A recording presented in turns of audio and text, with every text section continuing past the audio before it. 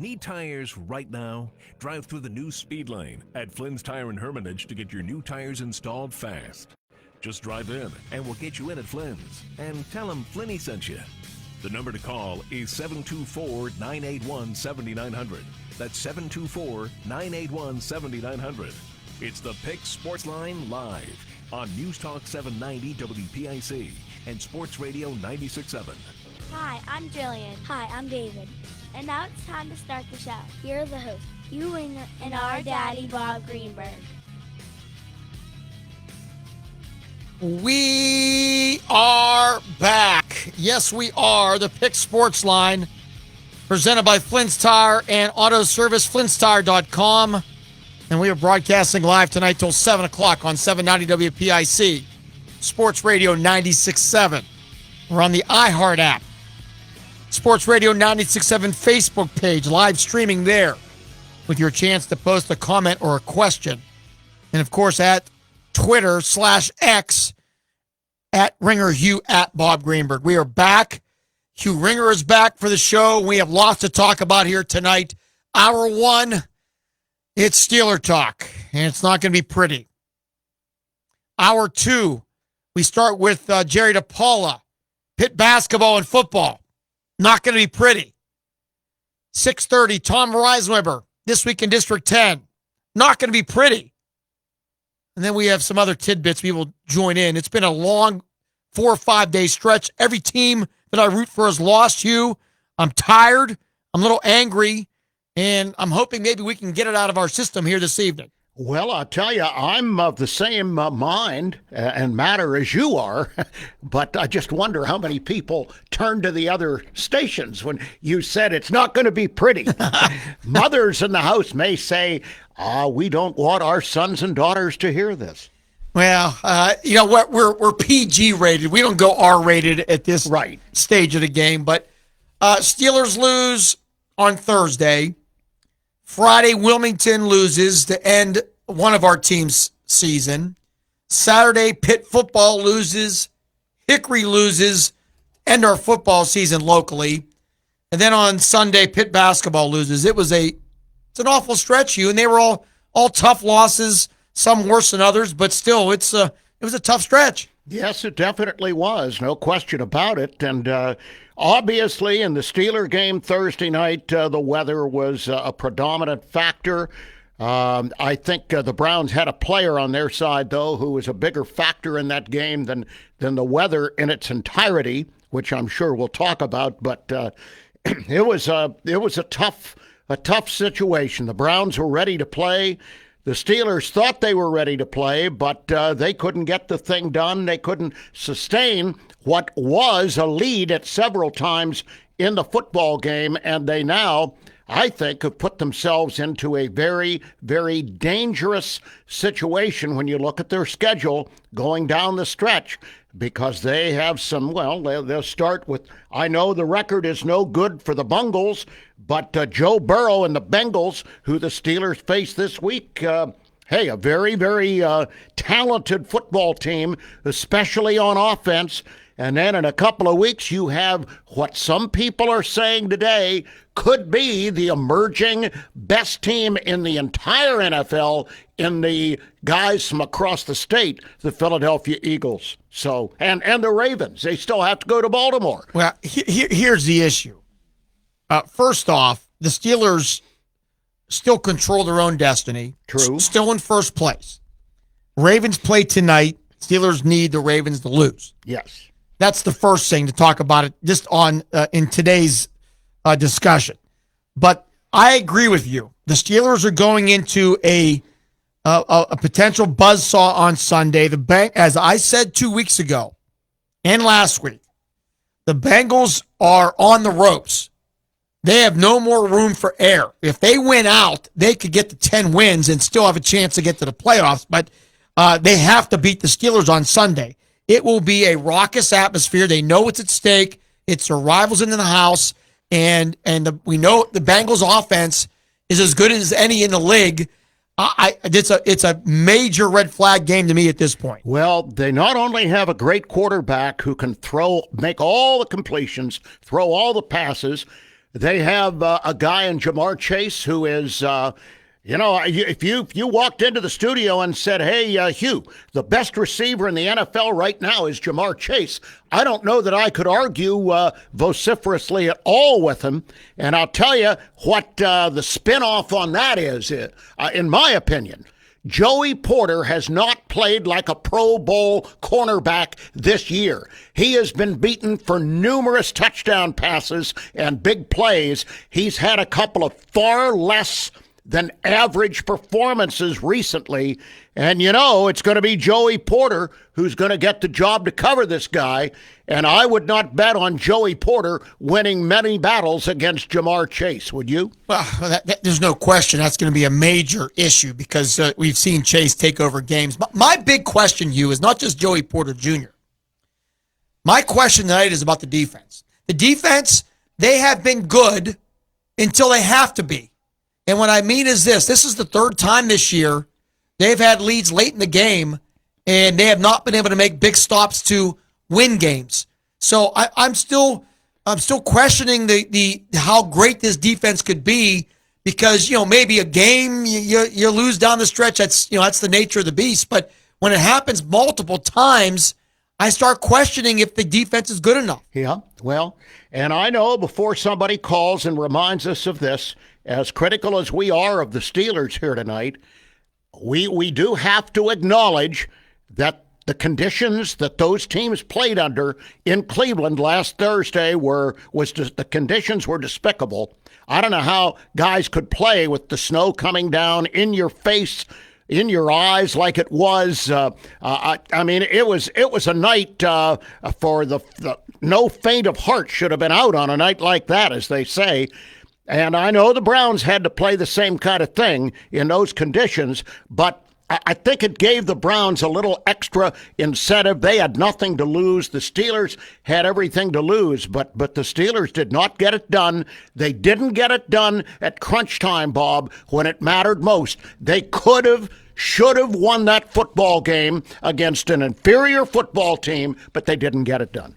I mean, if you would have told me going into this game that Nick Chubb would have 20 carries for 59 yards and the Browns would still win, I wouldn't have believed you. Mm-hmm. I mean, think about that, They did what they had to do to limit Chubb. He had an 8, what was his longest run? I don't even have it in front of me, but he averaged basically less than 3 yards a carry. Yeah. And normally when he goes off, the Steelers would lose. But it wasn't him. It was Winston. It was the defense. It was Judy. It was the offense, once again, not being able to score touchdowns. Yeah, Judy hurt them. There's no doubt. Now, I didn't take note of how many times Porter covered Judy, but I'll bet he was to cover him a few times. And the Steelers took an okay receiver and made him look like a Pro Bowl guy out there. And I don't think he's in that category yet. But too many times. Now, we know that they have the monster on the defensive line who is just unbelievable. But, you shouldn't be beaten by Judy as the Steelers were on Thursday night. And you've been critical of Joey Porter Jr. And I think even despite his greatness and despite him being a future Hall of Famer, I think TJ Watt not having any impact is disappointing to say the least. Well, TJ Watt was getting hit here. He was getting hit there. He was getting hit on average, Bob, I believe, it appeared to me 3 times when he was headed to the quarterback. They had a game plan for TJ Watt, and he was not the factor that we would like him to be. Perhaps the weather hurt him a little bit more than some of the others. It would be very difficult for us to, I think, do a lot of criticism of TJ here on this Monday. You're not going to criticize him? Well, I'm going to say he didn't play his normal game. But was the weather the overriding factor? Well, but the Browns didn't impact Myles Garrett. No. Oh, well, absolutely not. So you can't be using the weather as an excuse here. Well, of course, Myles Garrett's about 30 pounds heavier than T.J. Watt, so, that would help you in the snow. I will say this. It appeared to me that Watt may have been outplayed by the kid, Nick Herbig, who was coming off an injury. Of course, you know me, I really like Herbig. I think this guy's a rising star. But TJ Watt was taken out of that football game. And you bet your bottom dollar the Cincinnati Bengals are going to do everything in their power to take TJ Watt out of the game on Sunday. There have been some of the analysts after the game, that have been critical of the Steeler defensive strategy with TJ Watt. And what they are questioning is the fact that, unlike Myles Garrett, who the Browns would switch sides at times and make him rush from either the left or the right side, TJ Watt has not flipped at all this year. No, that's right. And it's making it somewhat very easy to game plan him because you don't have to have different players that have to block him. Well, it might simplify it a little bit. I can see that. But, the Steelers didn't get it done. And I think you do have to look at the defense because the defense did not rise up there at the end and get the job done. And that is a little bit, more than a little bit troubling. You know, it kind of left me kind of with an empty feeling when I thought, I know the weather was bad. I know it was almost unplayable, this, that, and the other thing. But my God, they walked out of Cleveland Stadium losing to the Browns. And I don't care what the weather's like. They've had a terrible year, and they beat the Steelers. But I'll say this. For how bad the defense played and for how bad the offense, at least at times early on, they couldn't score touchdowns, I thought Thursday night was one of the worst coach games by Mike Tomlin. I think the coaches all came under severe criticism for some of the calls that were made or calls that weren't made, and I know that they did not get good evaluations from a lot of people, and we're going to have to see what happens as they get ready for the Bengals. It's pretty obvious who you have to stop with Cincinnati. Well, I understand that, but the fact that, and I thought it was inexplicable, that, and I don't care how good Chris Boswell is, but to allow him to attempt a 58-yard field goal early in the game in those conditions seems like malpractice to me. What are you thinking? Yeah, I know. Well, they have supreme confidence in him, and they're going to, Boz will probably go right up to the coach and say, hey, coach, what do you mean you're not going to send me out? I can make that field goal. Send me out there. But hey, this was a bad enough night that even the great Boz was rendered, I won't say average, but slightly above average. Then the Steelers went for it on fourth down at the 46-yard line and got stopped. I think that was a curious thing indeed that they allowed that to happen. I mean, that was in a game like this, a field position is everything. Mm-hmm. I mean, I don't care how bad the Browns have been. Right. Winston's a professional. Judy's definitely a professional, and so is Chubb. You can't give him the ball at the 46. No. I thought, and there was a questionable decision on the end of the first half, not using a timeout. Mike Tomlin could have called a timeout, saved 40 seconds. They got the ball with what? They had 40 seconds wasted. Then the Steelers never used the final timeout. Yeah, that's right. So there was multiple major head scratchers by the coaching staff, Mike Tomlin, Arthur Smith, Terrell Austin, the whole group. I thought all failed and all did not have a good game. No, and that is how they were evaluated after the game. And the other thing that I would look at as we leave the coaching realm of it all is how in the world can you play a full game without even throwing a pass to your new receiver?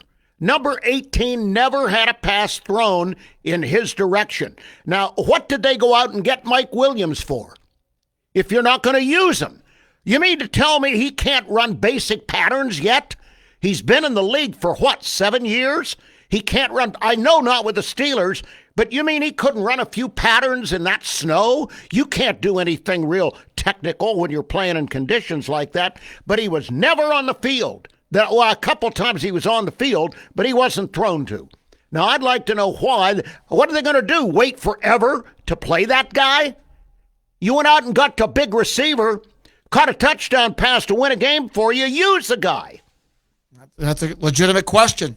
And I also think I'm torn right now. And I blame, I don't know who makes the final call. I'd imagine when Justin Field comes on the field, that's a Mike Tomlin / Arthur Smith decision. Oh, yeah. But my question is this. End of the game, 3rd and 4. One play to win it, to seal the victory. And they don't bring in Russell Wilson back on the field to throw the ball, who has been great throwing the ball down the field. He allowed Justin Fields to try to throw the ball down the field to Pickens, and it was incomplete. Mm-hmm. I don't get that. I don't either. I don't get it. Yeah. I mean, if you're going to throw the ball, let your guy who has been throwing those moon balls all season and competing or completing them. It's ridiculous. Yeah. Well, it was a game that the Steelers may look back on and say, boy, we should never have lost that game. We could have done this. We could have done that. But now what they have to do is they have to go in and beat Cincinnati on Sunday. They have to win that game. They have to then beat the Browns. They have to beat them at home. If they don't, God's sakes, I don't know what any of us will do. And they need to get themselves ready to face one heck of an opponent in the Philly Eagles. And that's not going to be easy. And then the Ravens follow. So get ready, because it's not going to be pretty if this team doesn't step it up. Going into this game, all the data was pointing towards a Steeler loss. As an example, that Mike Tomlin has never won a Thursday road game against a division foe. 0-8 all time. It makes no sense to me. 0-8 all time on the road on a Thursday night. Yeah. And then you're going into this meat of the schedule with 3 games in 10 days. So if you can't win on the road in a 4-day stretch coming off the Ravens, which, by the way, NFL didn't help the Steelers out very much, did they, with this schedule? No. I mean, you play the Ravens in a slugfest, then you get to turn around and go on the road in 4 days against a major rival? Yeah. Well, of course, they said, well, look at the Browns' record. But the league's a joke. I mean, they're going to play, the Steelers are going to play Sunday at Philly on the 15th. Then they're going to go short week, 6 days at Baltimore. Yeah. Then they're going to turn around and play on a Wednesday against the Chiefs at home. Yeah. I mean, it's ridiculous. Ridiculous. Yeah. All for TV, all for money. They don't need to have Christmas Day games this year on a Wednesday. They don't need it. Well, they have it. Well, I know they do. And we have to play it. Yeah. Mark says no, the conditions weren't good for moonballs. Nah, they threw the ball pretty well. I mean, Wilson threw for 270 yards. Yeah. It was 21-28.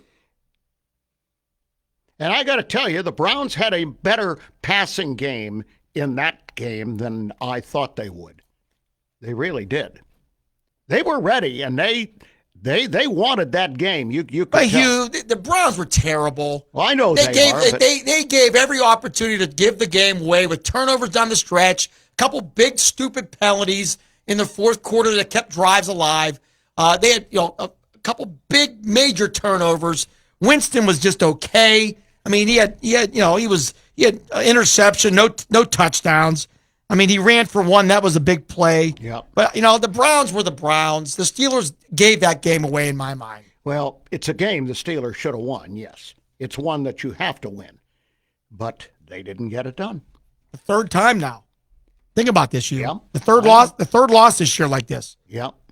They And lose. let's see, what's their record? 8-3. 8-3. They 8-3, and all three they've lost. We're sitting here saying they should have won. They lost to the Colts on the road by 3, blew that game. Yeah, they did. Lost to the Cowboys at home was that was a horrible loss. They played terribly that night. Correct.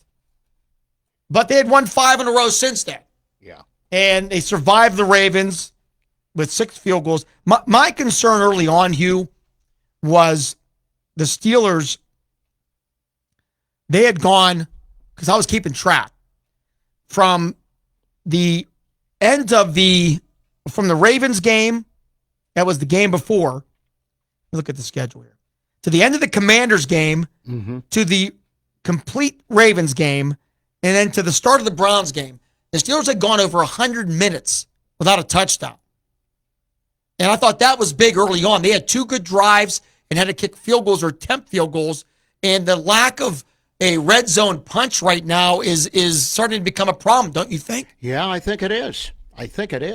And once again, you have your big receiver standing on the sidelines. And you have Ben Skoranek in there part of the time. I mean, how's that possible? I don't know. I mean, Mike Williams is a professional. You can't tell him a basic route? I don't get it. I don't either. 724-981-7900 if you want to join us. And somebody raised severe criticism about this, and I agree. Arthur Smith had the right as the new coordinator for the offense to bring in some of his own that he had coached fairly successfully with another team. But, I think we're seeing way too much of Connor Hayward and Michael Pruitt at the tight end position, Bob. What do you think? And by the way, I have nothing against the Hayward family. I have the greatest admiration for Cam and his father and so forth. And Connor had a couple of good years coming out of college as a jack of all trades and a master of none. What has he done to keep his spot on this roster this year? Why are they holding a spot for Connor Hayward, for heaven's sakes? They need to get rid of him. They need to get rid of Pruitt, or at the very least, not put all 3 of them on the field like they did toward the end of that game. It kind of reminds me of the Steelers when they brought in Derek Watt. It was like, let's make this a family affair because it's so cool. But Derek Watt didn't do much at all, and then eventually got cut. And I agree. Connor Hayward, he has not had any impact at all. I can't imagine why he's still on this football team. He's had numerous penalties, correct, as a matter of fact. I agree. And then Cordero Patterson's another one. Well, they threw a pass to him in the end zone. Patterson has demonstrated I think he's lost it now. I think he's 33, 34 years old. So chances are his better days are behind him. I thought he might help with kick returns, if nothing else. He doesn't even do that. Doesn't even do that. I think he only returned 1 that I can recall. But there's another one behind Najee and Jalen. You have Cordero Patterson, who really has not helped the Steelers yet at all. It's troubling. I think they have a few guys who could go if they could replace them with somebody better. 724-981-7900. We are dissecting the Steelers' loss on Thursday. Still angry about it, as you can tell. It's one of those deals, and I noticed it more than ever this year. When the Steelers lose to the Ravens or the Colts, or even the Cowboys, I turn the page. Nobody cares. But when you lose to the Browns, especially in this area, those Browns fans everywhere. And everywhere I went, and social media and in person, there was Browns fans everywhere. Mm-hmm. And this was the Browns Super Bowl, clearly, Hugh. Yeah. I mean, their season is in the tank. They have been ridiculed for everything they have done. There was talk about firing Stefanski, believe it or not. And the Steelers coming into town was the way to at least save face for a little bit. And they did. Yeah. And they did. For at least a week. And who knows? Yeah. Well, we don't make that decision, I guess. No, I know. I understand that. We're going to take a break. We'll come back, continue the discussion. You can join us if you want. We'll check Facebook as well. Stay tuned. This is the Pick Sports Line presented by Flynn's Tire right here on 790 WPIC Sports Radio 96.7. The tire experts at Flynn's Tire and Auto Service make it easy to choose your next set of tires. Whether you're looking for great traction, a quiet ride, or just the lowest price, our experts will match you with the perfect tire to fit your needs, guaranteed. Flynn's Tire has amazing deals on premium Yokohama tires. Buy 4 select Yokohama tires and get $100 off. And remember, Flynn's entire price includes free installation and lifetime rotations. So when you need tires, just drive in. Flynn's will get you in today. And tell them Finney sent you. Retired or planning to retire soon? Do you want to save money by paying less on your taxes? Then let the experts at Legacy Financial show you how by visiting LegacyTaxBill.com right now. Use Legacy's tax bill calculator. Fill in the value of your IRA, 401k, and other qualified plans. Retirement is something you've worked your whole life for, so don't let the IRS take that away. Go to LegacyTaxBill.com. Go to LegacyTaxBill.com to schedule your free consultation.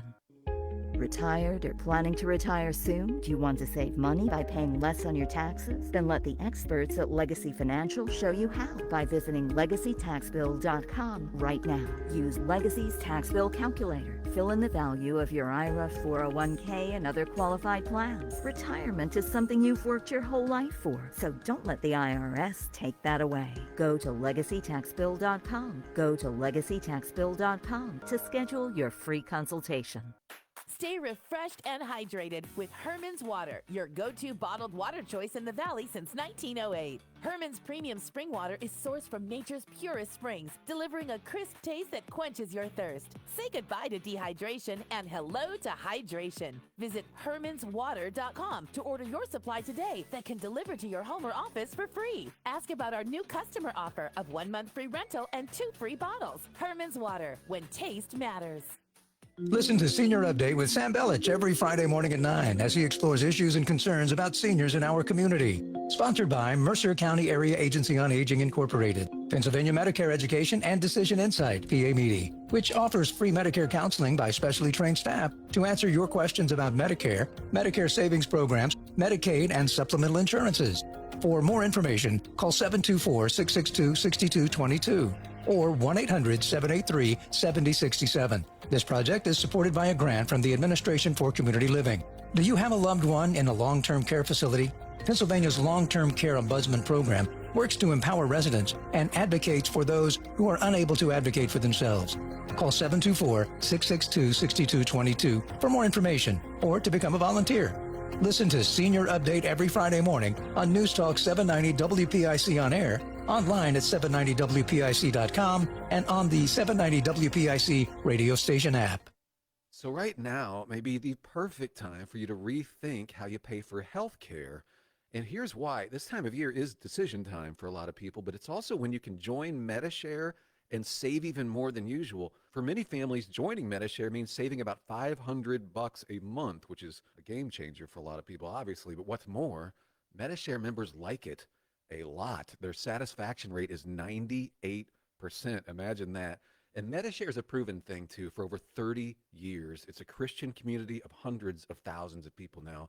And here's the thing. If you join before November 30th and you mention the promo code SHARE, they'll waive your application fee, so you save even more right off the bat. I'll give you the number here in a second, but just call and you'll get a price within 2 minutes. And again, the deadline is November 30th, so call now and you'll save even more. Here's the number, 877-26-BIBLE. That's 877-26-BIBLE, 877-26-BIBLE.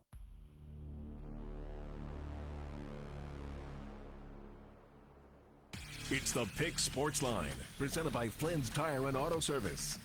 Need tires right now? Drive through the new speed lane at Flynn's Tire and Hermitage to get your new tires installed fast. Just drive in, and we'll get you in at Flynn's. And tell them Flinny sent you. Welcome back. Pick Sports Line, Bob and Hugh. I was irritated, to say the least, Hugh, over the Amazon Prime feed. How did you watch the game Thursday? I watched it on Amazon Prime. Okay. Well, here's the issue. When you're streaming games like they are now on some of these games, and it'll be the same thing maybe on Christmas Day, streams are different speeds all over the country. So I have a group text with my 2 brothers and my son. Mm-hmm. 2 of them live in Florida. And they were 2 or 3 plays ahead of me.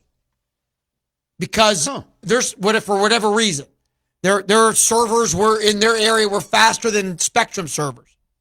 So it got to the point where I could go on the CBS Sports app, and I was able to. The plays were being listed before they actually occurred on television. I could see what actually happened prior to the play. I almost said a bad word.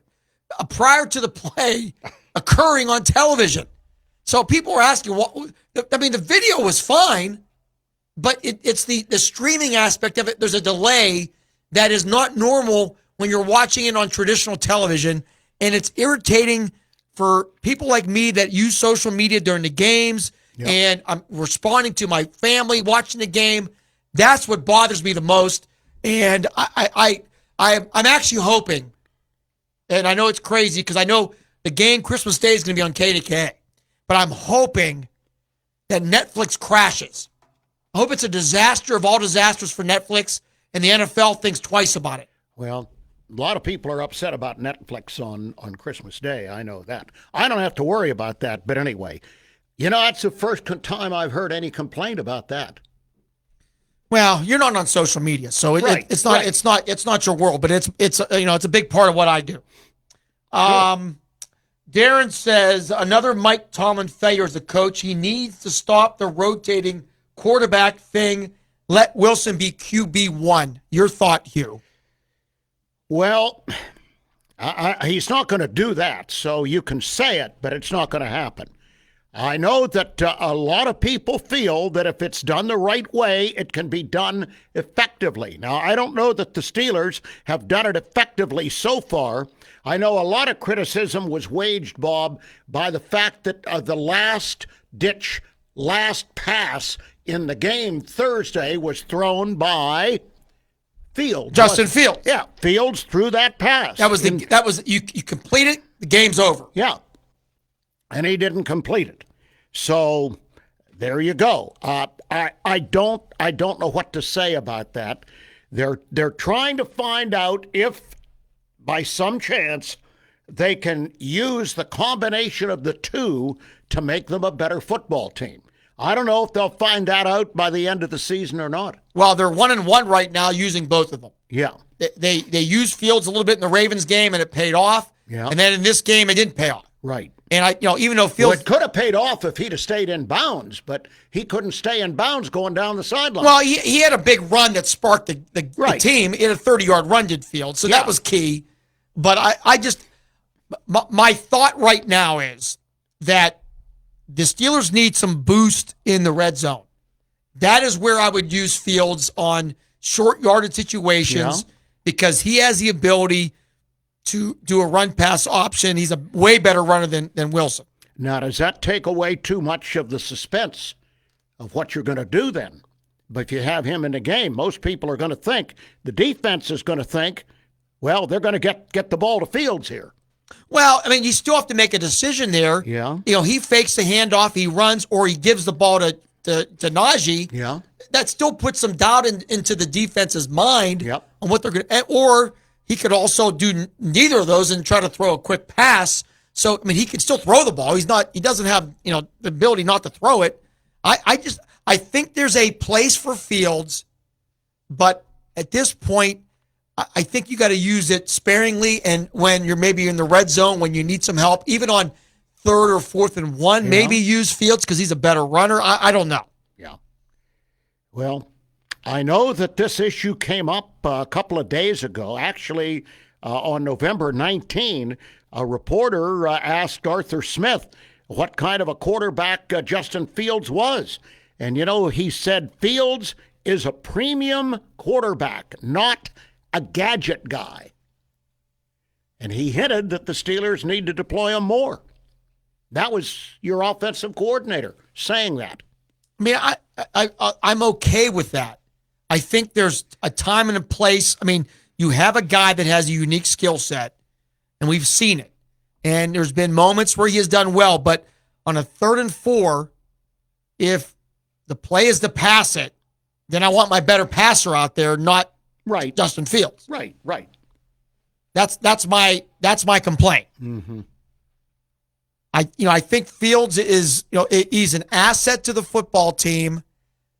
We've seen some of it already in times the last 2 weeks.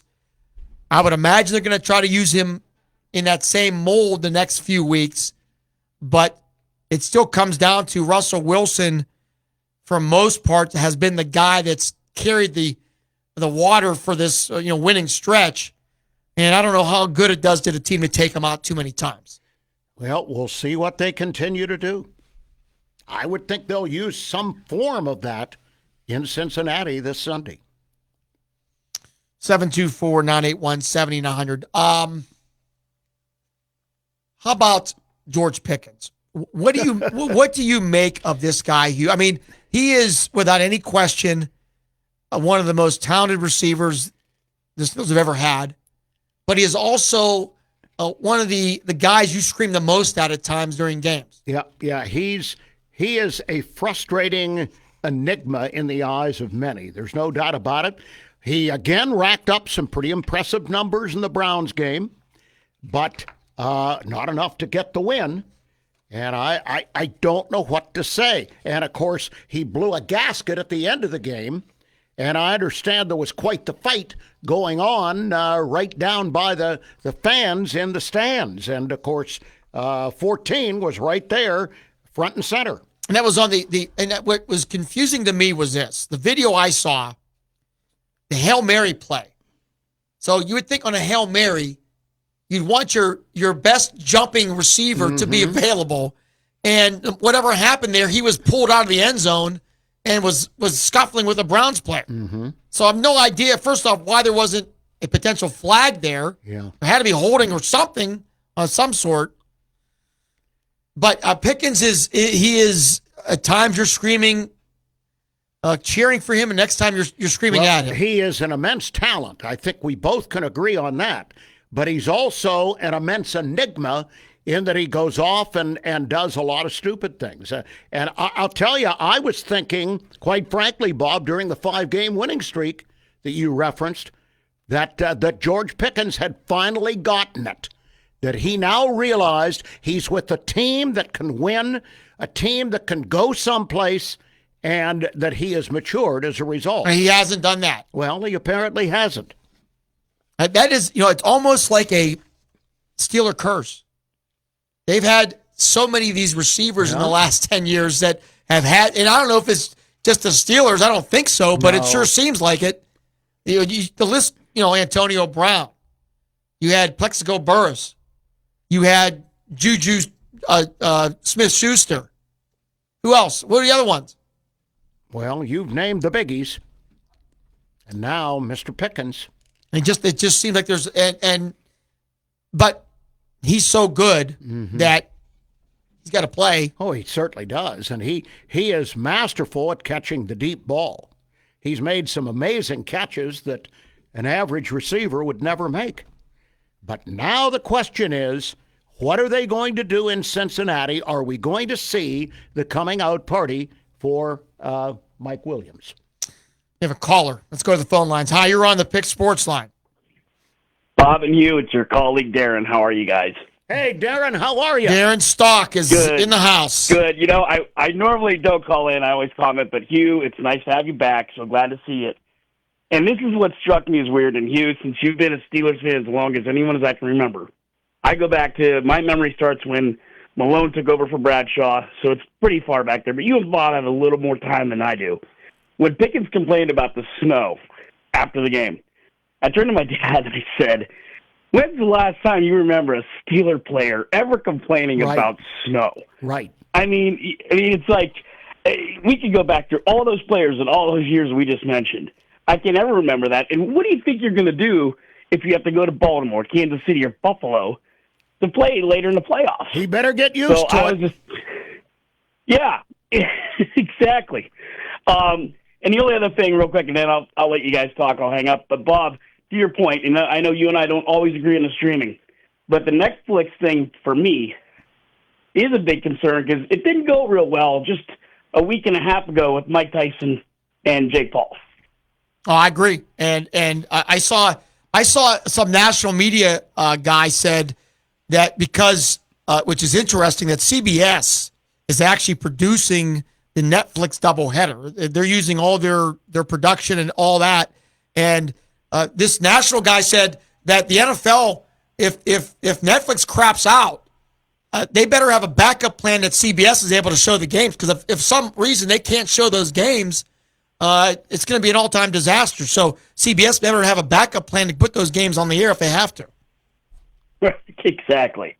Yeah, so I just thought I'm enjoying the show as usual, but Hugh, again, good to have you back. I wish you both a happy Thanksgiving. But yeah, Hugh, that's the one that got me too was a Steeler complaining about the snow. So yeah, happy Thanksgiving to you both. Thank you. Appreciate Same it. to You too, Darren. Good to hear from you. You know what's interesting, Hugh, is that because you're aware the Browns are in a position that they're looking at moving to a dome stadium, Mm-hmm. and I think there's a fight going on, but I don't know where it's at in the process. But I know a lot of some Browns fans that I saw were saying this is the reason why we don't want a dome stadium. These games are like this, and I'm thinking, what are you talking about?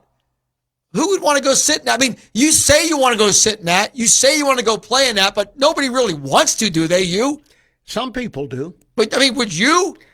When it's if it's the Steelers, I don't care what the weather's like. I'll sit out in a driving rainstorm if I have to. Fortunately, I don't. I'm undercover, but no, I think the real dyed-in-the-wool fans will take any kind of weather they get. And knowing Browns fans, they probably feel it's an advantage for them up on the lake. But I just think, I mean, imagine if this Sunday the Steelers were in a huge game at home, and the forecast was for 4 degrees below zero. Yeah. And your choice was I could go to the game outside, or if there was a dome in Pittsburgh and it was going to be 60 degrees, I mean, that's a no-brainer. Yeah. I mean, you're going to go.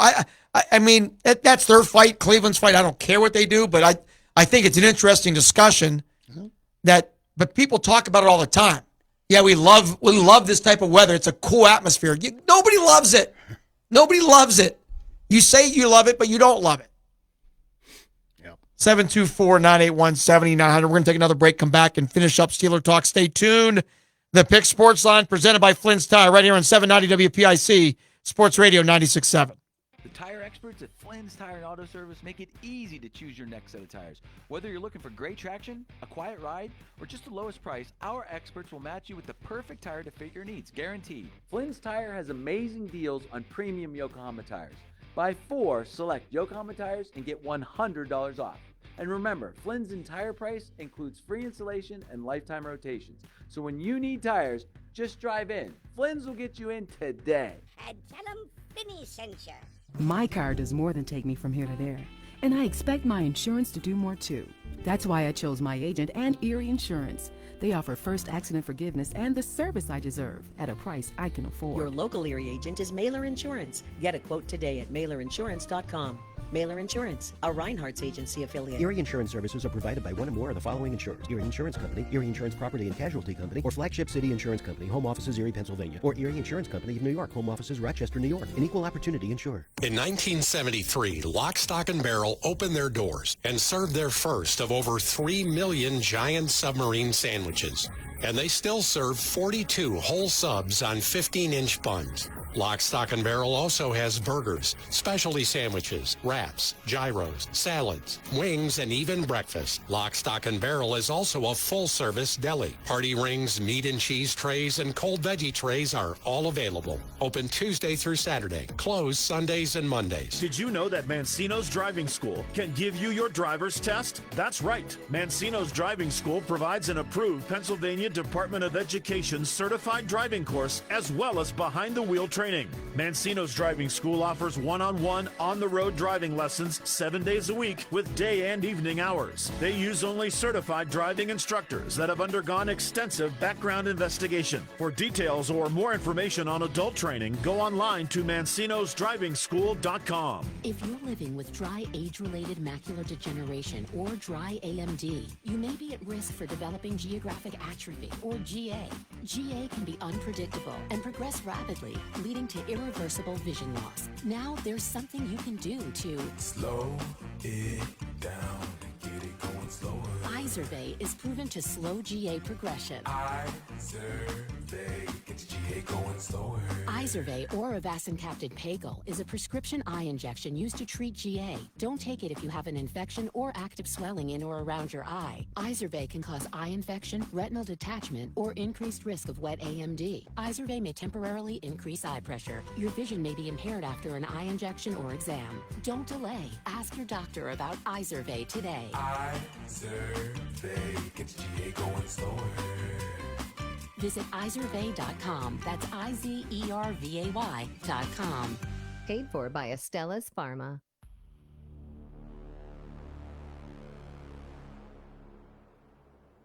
It's the Pick Sports Line, presented by Flynn's Tire and Auto Service. Need tires right now? Drive through the new speed lane at Flynn's Tire and Hermitage to get your new tires installed fast. Just drive in, and we'll get you in at Flynn's. And tell them Flinny sent you. And we are back. Bob and Hugh. We have Jerry DePaula at 6:05. Mike asks, why don't the Steelers use this middle of the field more with their tight ends? Hugh, your thought? Well, I wish I knew, because I'd like to see them do a better job like that. Occasionally, Freiermuth will get it and cut it up the middle of the field. We're just now seeing what Darnell Washington is capable of doing. And I'm going to tell you, and I think I said it earlier in a broadcast, Bob, but I truly believe the Steelers have something potentially special in big number 80, Darnell Washington. He's about 6'7", weighs close to 280, maybe a little bit under 280, but big, strong, excellent blocker, can catch the football. He seems to be much improved in that area. And I think that he's getting very high ratings, if you want to believe what some of the analytics tell you, who analyze that every week. But I think the Steelers have an excellent backup for Pat Freiermuth, who isn't the biggest and isn't the strongest. And I think the Steelers are tying up two other roster spots with tight ends that are not going to help them when they could get what they need out of Mr. Freiermuth and Mr. Washington. I will say this to Mike, that Freiermuth and Washington got 7 targets, 7 receptions on Thursday. George Pickens only had 7 targets. So the tight ends got 7 targets, which is as much as Pickens did. They got their share. So I'm not really sure how much more you want to go. I mean, yeah, they're good, and there's a reason they don't go to the middle of the field a ton, because there's a lot of danger in the middle of the field. The more you throw to the middle, the better chance to get picked off. That's why they like going to the side. Right. Most teams do that. So, but I understand what he's saying. Freiermuth had a good game. He had 4 for 59. And I think 7 targets or 8 a game to the tight ends is enough. I don't know if you need any more than that, but still not bad. No. Steelers play the Bengals this week, which is an interesting story I saw today. I don't know if you saw this, because the Steelers played Thursday. They were off today. And now they apparently have practice tomorrow. Yeah. And then Mike Tomlin is speaking to the media after practice, which is very unusual. Yeah. So I don't understand that, but I guess it's just a new routine. I think they want to see how everybody performs, for the first day in unis and pads for the first practice before they make their pronouncement, I guess. I don't know. The Bengals, just in case you forgot, they're 4-7. They lost to the Eagles 37-17, beat the Raiders, scored 41, lost to the Ravens on Thursday night 35-34, and then last Sunday night lost to the Chargers 34-27. So the Bengals have scored over 100 points the last 3 weeks and lost 2 of those games. Oh, they can score points. There's no doubt about it. But their defense is not the greatest. There's no question about that either. Well, that's going to be the question. I mean, and there's no doubt. They've given up 37, 24, 35, and 34. So the Steelers, this will be a big-time gauge for them, because the Steelers are going to have to score points clearly to beat the Bengals, which means Russ Wilson and Pickens and the running game is going to have to really get going here, and they cannot depend on another 4 field goals or so from Chris Boswell. No. But, in those conditions, you couldn't have expected more from Boz. He still is amazing, and he is clearly the best kicker in the NFL. No question. If the playoffs started today, the Steelers would be the 3 seed, and you know what helped them yesterday, Hugh? The Texans losing. The Steelers right now, to put it in perspective, if you're looking at the playoffs, the Steelers are the 3rd seed. The 8th seed right now, which would be the team that's out of the playoffs, would be the Dolphins at 5-6. And they're coming on, aren't they? But the Steelers have they have a 3-game lead they'll get to the playoffs with 6 games to go. Mm-hmm. There's no chance they're going to blow this, is it, Hugh? Well, be careful what you say. I mean, there's no chance. I mean, 3-game lead with 6 to go. Hey, anything can happen. You look at the rest of this schedule, and there are easily, and I hate to say it, easily 3 games there that the Steelers could lose. Don't you think? Well, there's more than 3. There's more than 3. You're talking about 3. I'd say there are 4 at least. Bengals. Yep. I can't imagine in any scenario they lose to the Browns at home. No, I can't either. The Bengals. At the Eagles. The Eagles. At the Ravens. And definitely the Super Bowl champs. That's 4. That's 4 right there. No, it could easily happen. I mean, but yeah, so, I mean, there's still the Steelers, they also got the other breaks here on a couple other things, because the Chargers and the Broncos are in the playoff hunt here. Steelers own wins over them. And, the Broncos look like a team that is just going to quietly slip in some door and say, hey, here we are. We made it. You criticized our quarterback we drafted. He's the rookie of the year. Round. I know. He may be the rookie quarterback of the year or the rookie of the year, period. But I'm glad the Steelers got them before this kid got better. We may have another loss on our resume. But there's still a lot to be determined, and every game that the Steelers have down this stretch is huge. But we knew this was coming. Yeah, we did, no question. But you're still going to lose. I know a lot of people I've heard say, well, I think the weather had a lot to do with that game. But forget about the weather. The Browns played in the same weather, so don't give me that excuse. Yeah, I don't want to hear about the weather. That's excuse 101. My thought is 8-3 could have been 11-0. Could have been. It could have been. You don't want much, Bob. No, but my point is this. We talked from the beginning that these last 6 games were a meat grinder. Yeah. Steelers had to have had a good enough record to lose a couple. Losing to the Browns Thursday night is a devastating loss. Losing to the awful Cowboys, now they had a big win yesterday, but losing to the Cowboys the way they did at home was a bad loss. Yes, it was. And their wiggle room is going to get a lot smaller if they lose another game or 2 the next 2 weeks. And I'll go way back, too, and say that loss they had to Baltimore to the Colts, was a bad loss. 2 years in a row, they let a very mediocre Colts team beat them.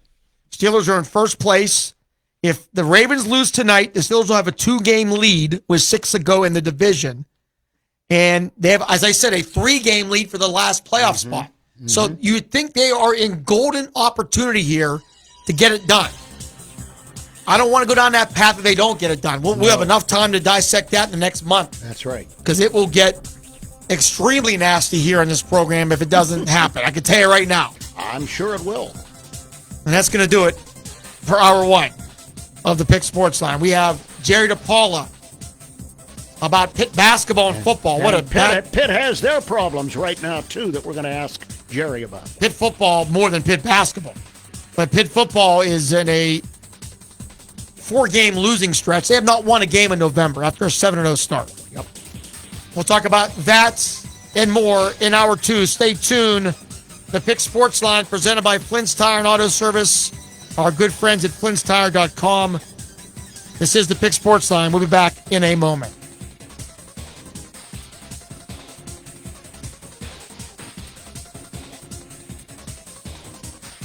You're listening to News Talk 790 WPIC Sharon, Hermitage, and Sports Radio 96.7 WLLF Mercer, Hermitage, a Cumulus station. This is the CBS World News Roundup Late Edition, sponsored by Progressive Insurance. I'm Cammie McCormick. Special counsel Jack Smith has abandoned 2 criminal cases against Donald Trump, election interference and the classified documents case in Florida. Scott McFarland reports the judge in Washington has now dismissed the interference case. To be clear, this was no surprise. This was expected, but for a case that made history, this broad federal prosecution of a former U.S. president for election conspiracy, it sure does end with a whimper. Just a little 6-page filing from Jack Smith ending this chapter of American history. There is real hope that Israel and Hezbollah may be close to a ceasefire deal in Lebanon. Reporter Linda Gradstein is in Jerusalem. Some people are saying that Israel is making a mistake by stopping now, which would continue until Hezbollah is completely wiped out. But I think most Israelis do support an end to the fighting. Thousands of Israelis were ordered to leave their homes in the north, and they've been pressuring their government to return. A judge in Los Angeles has delayed until January his decision on whether to re-sentence Eric and Lyle Menendez for killing their parents 35 years ago. He did allow for testimony from the brothers' aunts. They really just want to hug their nephews. They think that they have served their time, and they said what Eric and Lyle Menendez went through was horrific. It was heartbreaking. Correspondent Elise Preston, a white Florida woman has been sentenced for killing a black neighbor in a dispute over the neighbor's children. Order served 25 years in Department of Corrections. Credit for 538 days. It's $100 cost of prosecution, $100 fine, court cost. Good luck to you, ma'am. You have 30 days to appeal. Millions of Americans have already begun their journeys for Thanksgiving. Reporter Jordan Jagalenser. Here at Boston Logan International Airport, the holiday rush has begun, but what's already a busy time of year for travelers could potentially be more problematic with a storm making its way to New England just in time for the Thanksgiving and Black Friday holidays. President Biden pardoned 2 turkeys for Thanksgiving. Based on your temperament and commitment to being productive members of society, I hereby pardon Peach and Blossom. Wall Street ended the day with a big rally cheered by Donald Trump's selection of Scott Bassent to be Treasury Secretary. Analyst Art Hogan. The markets don't like uncertainty. They don't want to think there's going to be a Treasury Secretary that might cause more inflation or not have a solid understanding of financial markets. So I think that this election certainly feels like something the market was willing to celebrate, at least for today. And on Wall Street, the Dow Jones Industrials finished up 440 points. This is CBS News. Progressive Insurance. What do your home and auto have in common? They're yours, and Progressive protects them both. Bundle today at Progressive.com. So right now may be the perfect time for you to rethink how you pay for health care. And here's why. This time of year is decision time for a lot of people, but it's also when you can join Medi-Share and save even more than usual. For many families, joining Medi-Share means saving about $500 a month, which is a game changer for a lot of people, obviously. But what's more, Medi-Share members like it a lot. Their satisfaction rate is 98%. Imagine that. And Medi-Share is a proven thing, too, for over 30 years. It's a Christian community of hundreds of thousands of people now. And here's the thing. If you join before November 30th and you mention the promo code SHARE, they'll waive your application fee. So you save even more right off the bat.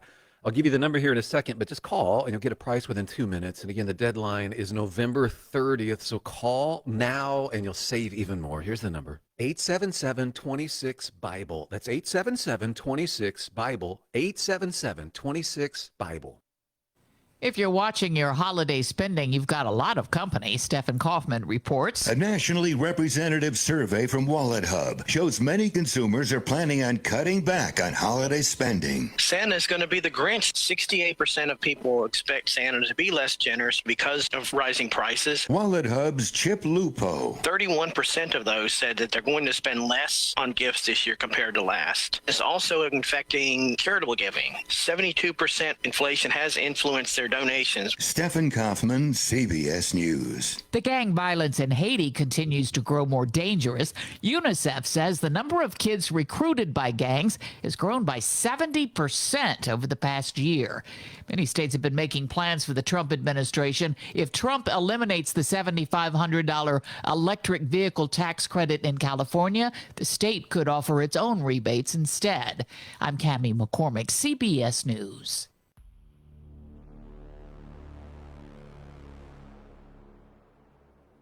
It's the Pick Sports Line, presented by Flynn's Tire and Auto Service. Need tires right now? Drive through the new speed lane at Flynn's Tire and Hermitage to get your new tires installed fast. Just drive in, and we'll get you in at Flynn's. And tell them Flinny sent you.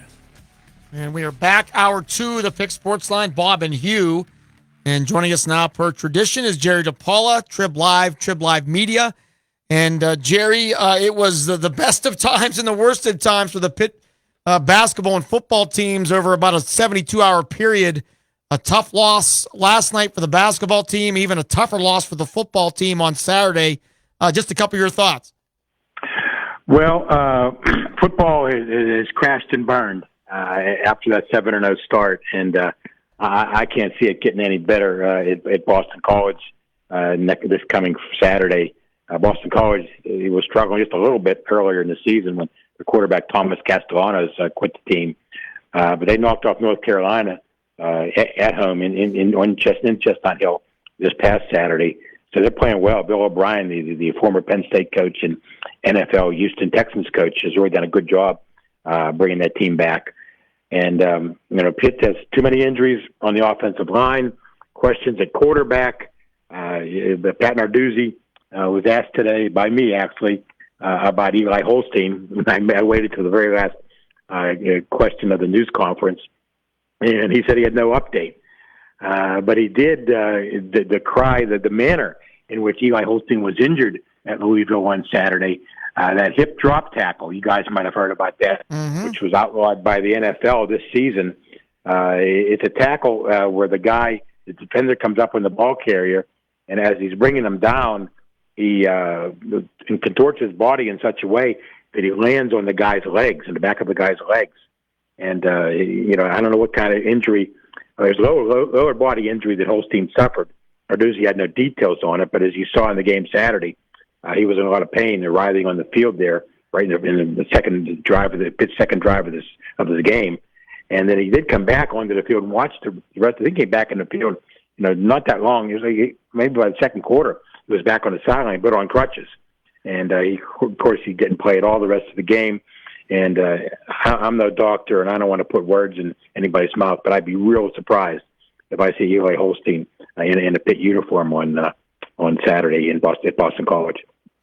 I know the one question that I had, and it's maybe not a major issue, but how was a walk-on quarterback the third-string quarterback at a ACC college? That seems hard to believe. That question came up today, actually, Bob. And he answered it in such a way. David Lynch is the walk-on quarterback who got the call because is a third-string guy because he didn't want to get Nate Yarnell injured any further. He was banged up a lot in that Clemson game last week, and I guess by that time it was the fourth quarter, and he didn't want him to suffer any other injuries, in that game in Louisville. So he put David Lynch in, the backup over Ty Diefenbach, a scholarship quarterback. They're both redshirt freshmen. And he just explained it this way by saying that in a short answer is that Lynch played better in practice, was more focused, and showed a little bit more than Diefenbach showed. He's short. Diefenbach's very tall. He's about 6'6" or 6'7", and Lynch is decent size too, 6'3". But he's a walk-on. He doesn't have a scholarship. Maybe that'll change next season. Who knows how Diefenbach's going to take the situation, in the off season. But that's what happened. The one guy is, Jeff Capel talks about it all the time, and Narduzzi, the same. Playing time is not awarded by the coaches. Playing time is earned by the players in practice, and Lynch just earned his spot a little bit better than what Diefenbach did. As you look at this football team, obviously the depletion of this offensive line is really the triggering point to how this season has turned out the way it has. Yeah, Lyndon Cooper, the starting center, didn't play against Louisville. Of course, Branson Taylor has missed pretty much the whole second half of the season, the left tackle. I don't know if I mentioned this before, but this is the third consecutive season for Pitt that their starting left tackle has been injured and lost for the season. I don't know if it's luck or bad luck or whatever, but they're having some problems on the offensive line. Ryan Baer moved from right tackle to left tackle to take Branson Taylor's place eventually. He didn't actually move there right away. because he was playing fairly well at right tackle. And, B.J. Williams is a right guard, and he's been playing okay. He's only a sophomore. And Ryan Jacoby, the left guard, he played on Saturday, but he's been in and out of the lineup with injuries, not only this year but last year. He's a transfer from Iowa State. So they've had some real bad injury problems on the offensive line, and the problem is they don't have enough depth. And Narduzzi made a comment today, maybe we have to recruit a little bit better on the offensive line to find guys that can fill in when they have injuries. Because right now, their quarterbacks, are sitting ducks back there, and the running game is going nowhere. I know there's a lot of talk, at least the last 24 hours, about the direction of the program. And is Pat Narduzzi the answer for the future of this program? But we've talked about this before, Jerry. With his contract, it seems like there's almost no way they can get out of it. Well, yeah, Heather Lake did two things before she left as athletic director. She committed to spending $250 million on Victory Heights, and she committed to her football and basketball coaches through the 2030 seasons. That's 6. I counted them up today. That's 6 more seasons. So the buyout for Narduzzi's contract, I don't know what it is, but it got to be pretty darn high.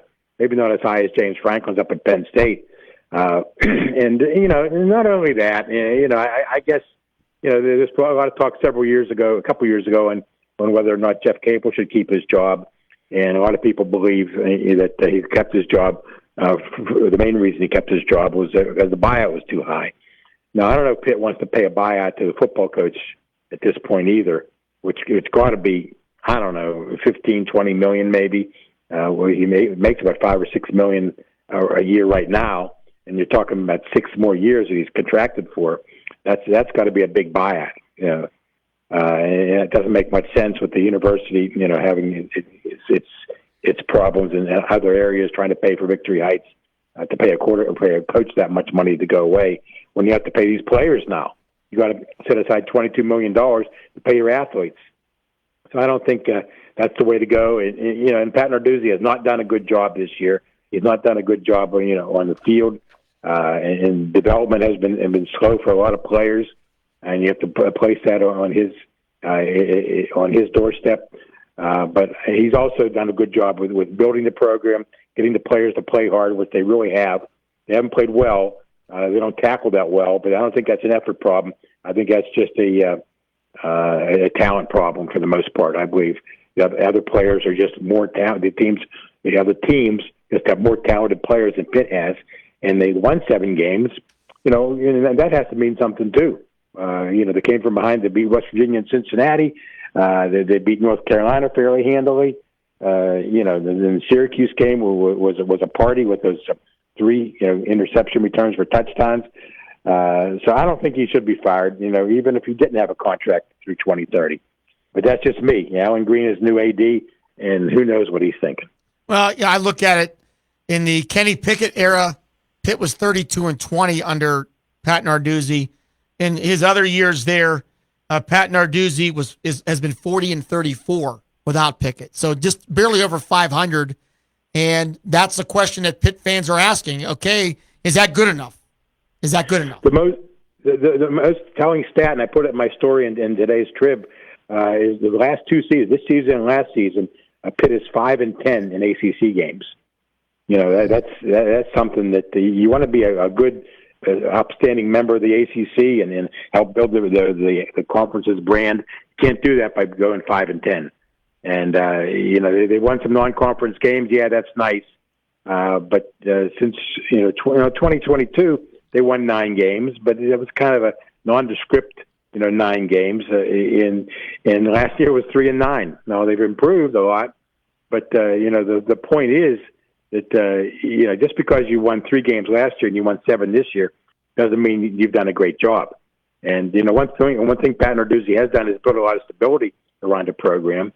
He's bringing in decent players, but not enough of them. And is somebody else, whoever out there is going to be able to do a better job than he's going to do. That's for Alan Green to figure out. But with the contract through 2030, I think that'd be a tough sell. Jerry, let's turn our attention to Pitt men's basketball. The Panthers lost a tough one down in White Sulphur Springs, West Virginia last night. in a tough loss to Wisconsin, number 19 on the coaches poll this week. And I think everything turned, did it not, when you had the injury to the Pitt starting forward that meant that he couldn't play the rest of the game, and the Panthers didn't have the depth that they needed to hang with a very good Wisconsin team. Yeah, I think when you lose Damian Dunn, and Pitt has three really, really good guards, and Dunn has been playing very well this season. The transfer from Houston. And Jalen Lowe and Ismail Leggett, the other two guards, have also played very well. And when you lose a guy like Dunn, not just because they don't have a whole lot of depth at that position. Brandon Cummings is a freshman, but he's not quite ready to carry that much of a load. But when you lose a guy like Dunn, who had played well before the tournament in West Virginia, he scored well in the previous games against the mid-major teams, and he got foul trouble on Friday when they played LSU. And didn't play that well either. But he's a tough guy to replace. He's been playing well, and Pitt still almost beat Wisconsin. I mean, they were up by 14 in the first half. Didn't have the muscle or the defense to put up with those tough Badgers. Those Badgers they play basketball almost like they play football. And John Tonji had 33 points. He had 41 against Arizona a couple weeks ago, so that's a legitimate team. And Pitt hung with them. You got to give them credit. They hung with them. They got Ohio State coming up on Friday, and Mississippi State, another ranked team. They're 25 right now in the coaches poll, and or the AP poll. I'm sorry. And what Jeff Capel has done this season is built a very competitive non-conference schedule. But Pitt has to win those games. You lose a big opportunity to impress the NCAA tournament committee if you play those teams and you lose. And that's what Pitt did yesterday. And with Ohio State and Mississippi State coming up, those are games you pretty much have to win, unless you're going to, win the ACC tournament. Jerry, I don't know whether you can give us any insight on this or not, but it was a little bit frustrating, I thought, sitting at home watching that game fritter away in the second half, and Pitt is not going any deeper into its bench. Now, is it because, for example, Papa Conte is still not 100%, even though a month and a half ago, I think Jeff Capel announced that he was fully ready to go for practices, scrimmage, and everything? They needed another big guy in there instead of one of the twins, and we never saw Papa Conte and a couple other players who, came with good resumes. Do you have any answer on that? I thought Pitt was deeper than they appeared to be. Well, I think they're going to be deeper later on, but they have a freshman forward, Amdi. I can't pronounce his last name until he starts playing, I guess. He's 6'10". Another guy from the Senegal, like Papa is, and he didn't play at all. And Papa didn't play. Jeff Capel has talked about Papa Conte and his knee injury. Mm-hmm. Now he's played a little bit this season, and he's able to play. He's able to practice, but he's not 100% able to go out there and really give a great showing against a strong, front line like Wisconsin has. So maybe he's just protecting him, until later in the season. At some point, Papa's going to have to start playing meaningful minutes. Yeah. But maybe he's just not ready to play meaningful minutes right now. Right. Well, it just concerned me a little bit that they didn't have a couple more bodies, especially a bigger body who could come in and eat up some time. By the way, the name that you're interested in, I've been studying it all day today. And pronounce it for me. And thanks to Chris Peak of Panther Lair, you always count on Chris Peak. Well, here's what Peak said. It's Amsol Della Lich. Oh, that's who I wasn't talking about him. I was talking about the other forward from Senegal. It's spelled Ndiaye. Yeah, Ndai. I don't know. Ndai. I tell you what I'll do. I'll make some phone calls and I'll find out the correct pronunciation of that guy's name. And by next Monday, I'll have it for you. He's 6'10", 210 pounds. He's kind of skinny. Yeah, he is. He probably wouldn't. He's only a freshman, so he wouldn't have helped him that much. Right. And like I said, Papa's knee, he's well enough to play a little bit, but not well enough to play a lot. Yeah, well, hopefully in a few weeks we'll be able to see him when we get into the heart of the ACC schedule. But just remember, Delalich is Amsel's last name. Amsel. And he played well last night. Yeah, he did. He hit a couple of shots and looked a little lost on defense at times, I thought. But he's an asset, and he's going to be, I think, very good for the program. I understand he said to one of the reporters who was struggling with his name, he said, "You call me whatever you want." He said, "I don't care." He seems like he's a nice kid. Yeah. He's 6'8". He played professionally in Europe. He's from Bosnia, and he has a really nice touch for long range. Yeah. And once he gets acclimated, to the team and to college basketball in the United States, I think he's going to be a good player. There's a lot of people who think that Amsel is going to be one of the top players in the ACC, if not this year and coming years. He's only a freshman. Yeah, it's funny that a guy who played professionally in Europe, comes to the United States and he's a freshman. He's so a 21-year-old guess freshman, right? Right. I guess he has 4 years of eligibility remaining, or 3 years after this one. So we'll see. But I have a good feeling about this Pitt team because of the guards, Leggett Lowe and Damian Dunn. They always say when you go in, the teams that go far in the NCAA tournament are the teams that are strong in the backcourt. Yep. And I don't think Pitt can be any stronger in the backcourt than they are. And I can't think there's too many other teams in the ACC with three guards like Dunn, Leggett, and Lowe. Yeah, and you know what? I'm going to add Beba Cummings to that list because he came in, hit a shot right away, and did not seem lost on the court, Jerry. I think he's much more talented than his older brother, and I think he's going to be a very, very good player for Pitt. Love that backcourt. He seems a little more athletic than his brother Nelly Cummings was. Yes, or was. There he is when he played at Pitt. Of course, he's not as experienced, and then experience is just as important, maybe even more important than athletic ability when you get you're playing basketball or football at this level. And Beba Cummings or Brandon Cummings is going to be a guy that's going to help them down the road. And the longer the season goes on, and the more practice he gets, the better things are going to be. And it'll be real interesting to see what happens in the next several games. Yes.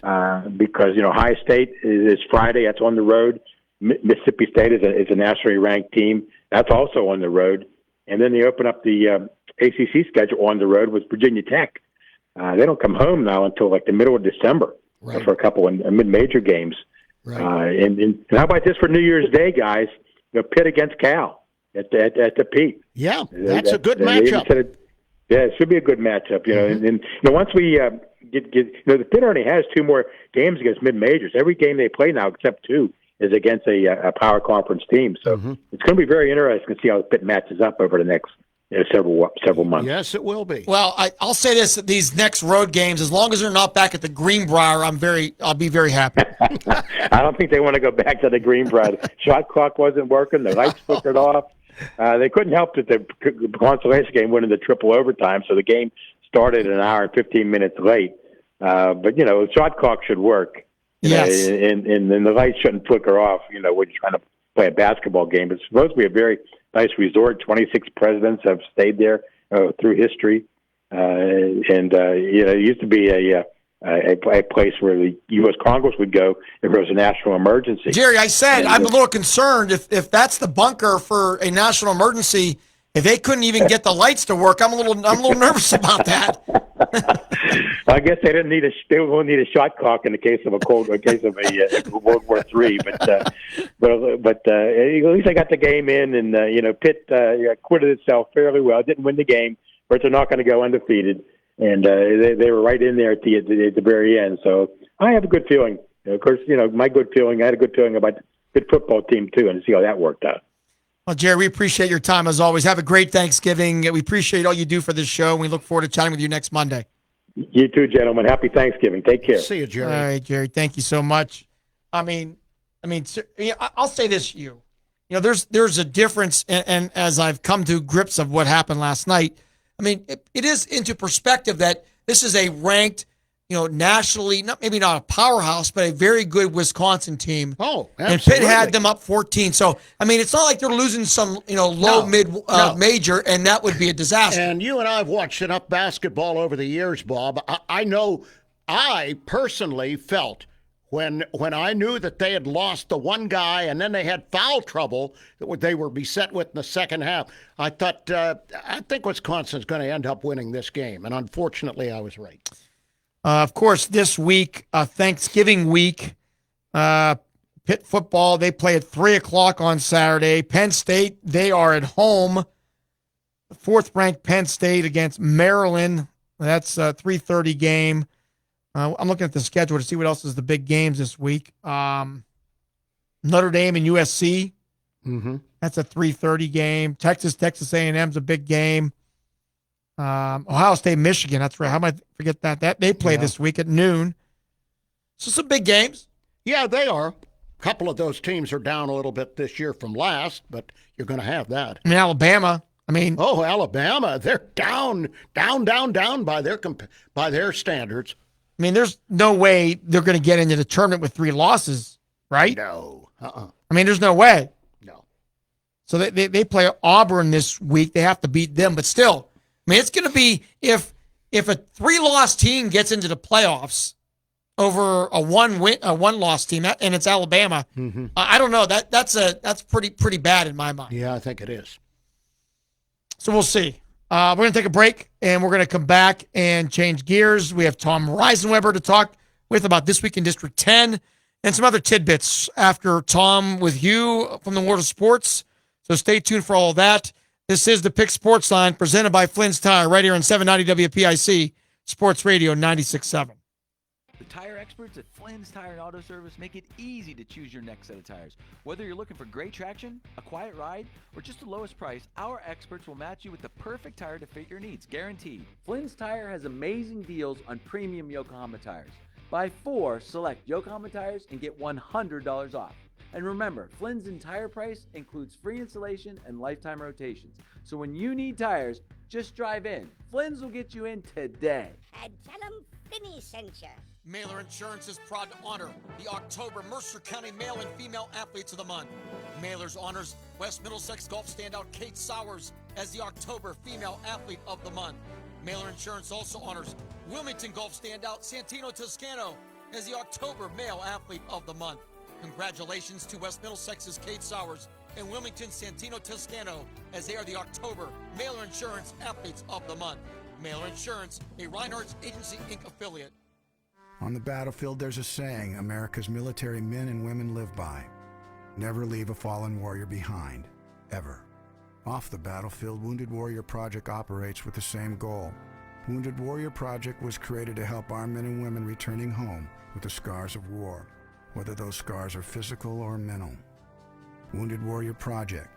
We never leave a fallen warrior behind, ever. Learn more about what we do at woundedwarriorproject.org.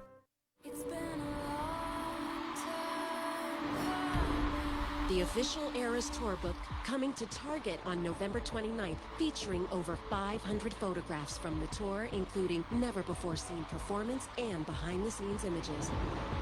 And for the first time, the Tortured Poets Department, The Anthology, with 35 tracks on CD and vinyl.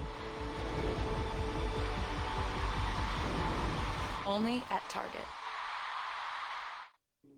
Retired or planning to retire soon? Do you want to save money by paying less on your taxes? Then let the experts at Legacy Financial show you how by visiting LegacyTaxBill.com right now. Use Legacy's tax bill calculator. Fill in the value of your IRA, 401k, and other qualified plans. Retirement is something you've worked your whole life for, so don't let the IRS take that away. Go to LegacyTaxBill.com. Go to LegacyTaxBill.com to schedule your free consultation.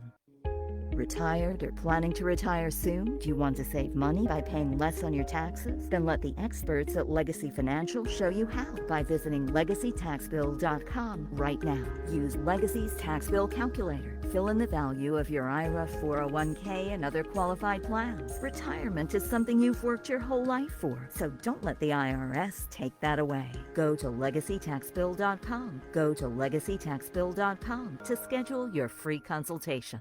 Now it's time for This Week in District 10. This Week in District 10 is brought to you by Flynn's Tires and Auto Service. Here's Bob Greenberg and the Erie Times' Tom Reisenweber. And it's that time of the week, this week in District 10. Joining us is Tom Reisenweber of the Erie Times, goerie.com. And Tom, just like that, the high school football season has come to an end, a surprising end to many. Clearly not one of the better years, if not the worst year in District 10 playoff history. Yeah, it's weird. We had a run there where we were going to Hershey every year for Farrell and Cathedral Prep for a while, and all of a sudden it just stops. I know there's these things go in cycles, and hopefully the cycle ends pretty soon here.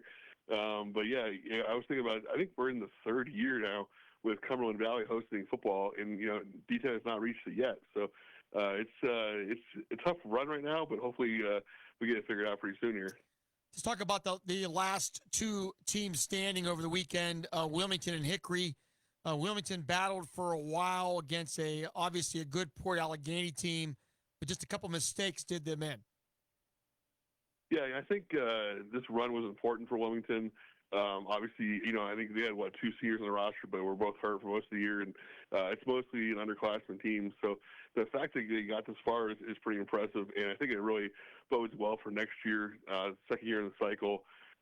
These guys will all be, more experienced. They'll have a lot of senior leadership on this team. So it's going to be interesting to see how they adapt and how much they develop over the offseason. But I think they really got an idea of what they have to do to compete at a better level. And I think Wilmington, Coach Brandon Fillion does a great job there. And they were prepared. It's just, like you said, too many mistakes in that game. I think they'll learn from it. And Wilmington could be a pretty dangerous team next year. Yeah, there's no question. And, they have not had much success this recent run. Unusual, to say the least, for all the success this program has had. And I agree, getting to this level, no question, a springboard for what should be a very, very good year in 2025. Yeah, I think, there's a lot of underclassmen on the team. One name comes to mind right away is Chase Mitchell-Tree, that I think, they play several sports.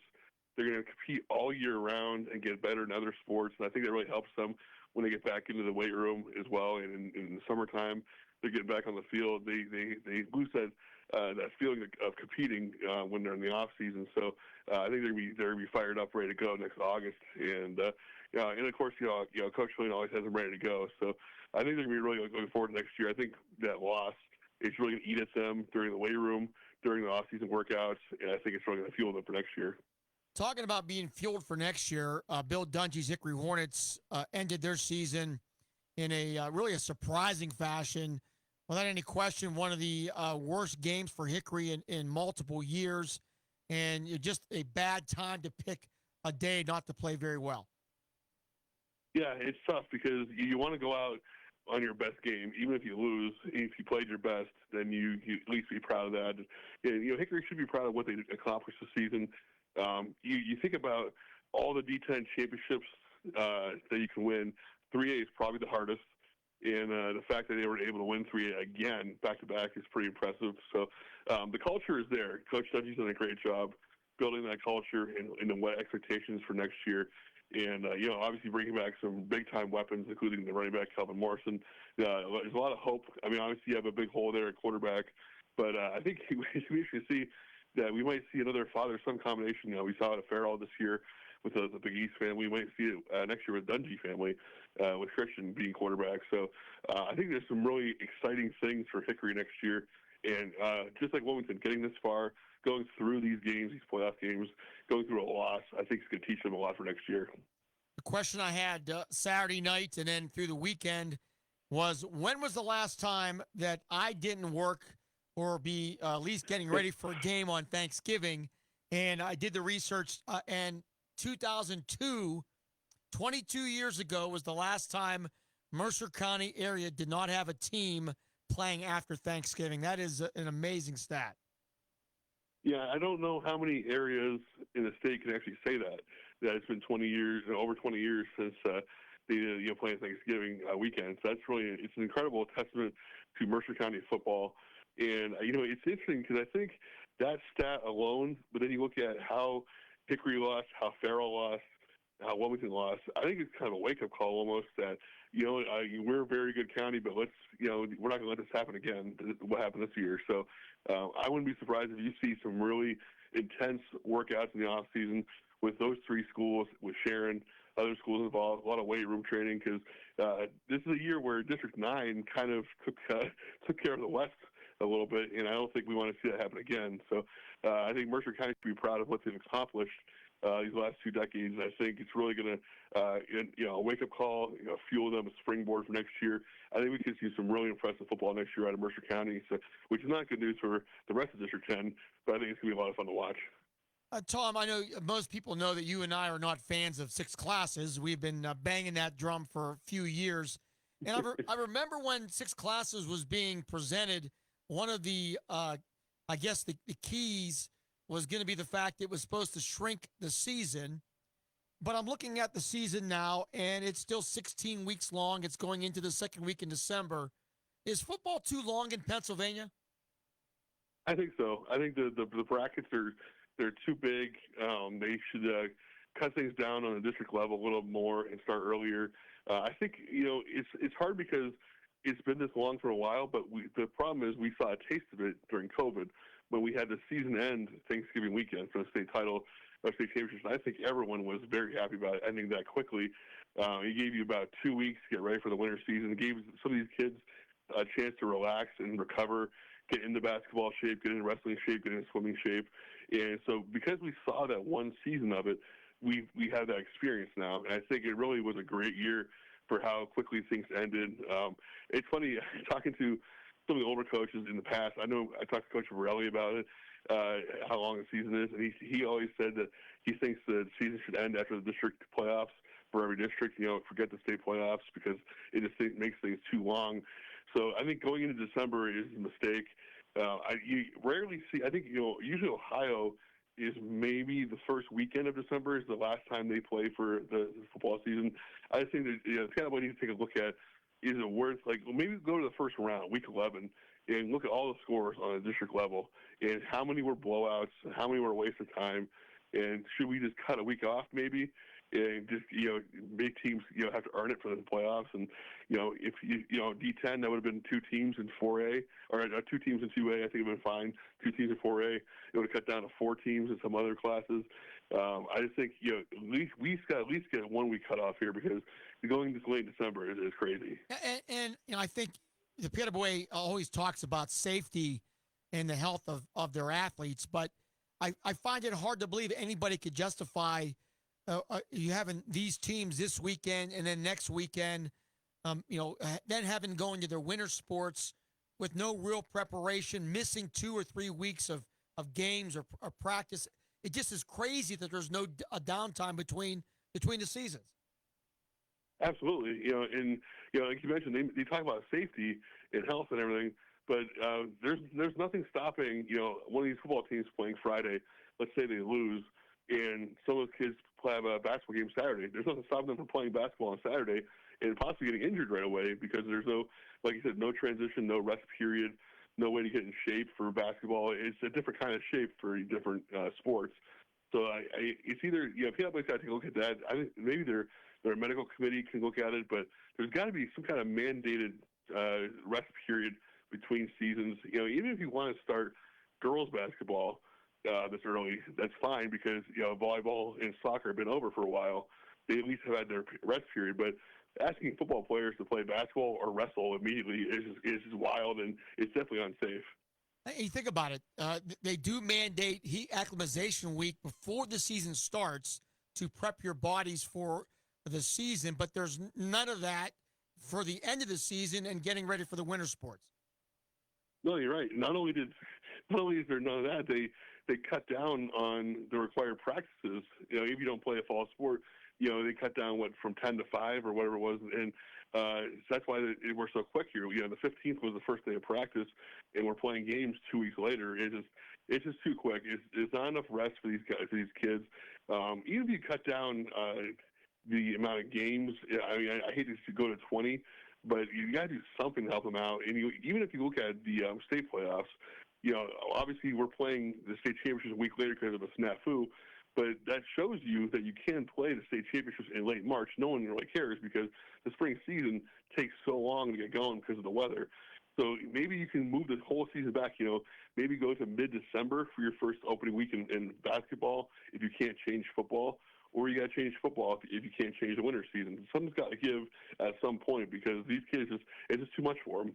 Yeah, I agree. Tom, District 10 and Go Erie released the all-region football teams today, and 3 Mercer County players were named all-region. Jewels Johnson of Farrell, Nick Soderich of Greenville, Ike Friday of Sharon. Just talk about this process. Yeah, it's always tough because, especially in football, obviously these coaches analyze a lot of film, but you only see your region teams once. And you might see, it might be easier to see these region teams on film later in the season because you get 2 or 3 films. But, if you play a region game week 1 or week 2, it's tough to see who the best players are. So I know it's tough for them to vote sometimes.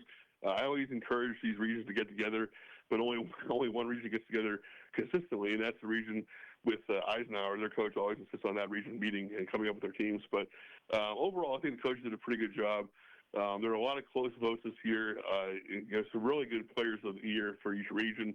I think it worked out pretty well in that regard. So overall, I think the coaches did a pretty good job. I didn't really see too many snubs, and I think that's maybe it's because there's 7 regions now where it's easier to make the team.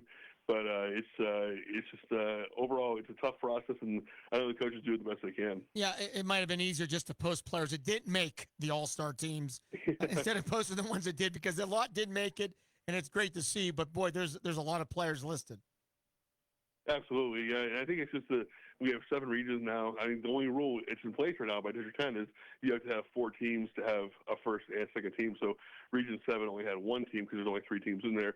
But with 7 regions, with a first and a second team, usually half the region is not very good. So it's really a battle of 3 or 4 teams to get all their kids on there. So a lot of kids make the all-region teams right now, but until D10 consolidates these regions, that's pretty much the situation we're going to be in for a while. I remember when, and I know we talked about this when it became official, when the PWA officially made this coming weekend, Black Friday, particularly the opening day for the winter sports season.